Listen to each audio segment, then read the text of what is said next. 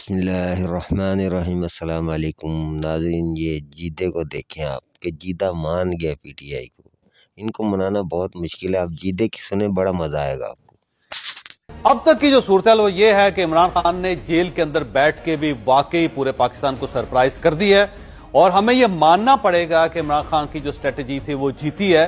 रात को जब रिजल्ट्स आने शुरू हुए तो शुरू में यूं महसूस हो रहा था कि इमरान खान साहब की पार्टी जो उनके उम्मीदवार है वो वाकई सारी पार्टीज को निगल जाएंगे और बल्कि ये खबर भी चल रही थी कि मियां नवाज शरीफ साहब ने विक्ट्री स्पीच देनी थी, वो अपने दफ्तर में बैठे हुए थे।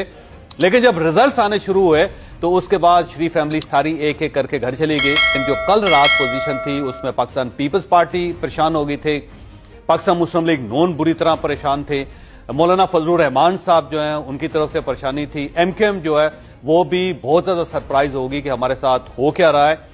और इसके साथ साथ जो इमरान खान साहब के अपने उम्मीदवार थे वो भी बड़े हैरान हुए। उसकी वजह यह है कि उनको भी इतनी तवक्को नहीं थी कि अवाम की तरफ से हमें इतनी पजीराई मिलेगी। तो पहली बात तो यह है कि इमरान खान साहब ने कल वाकई पूरे पाकिस्तान के बल्कि तमाम सियासी जमातों के छक्के छुड़ा दिए थे।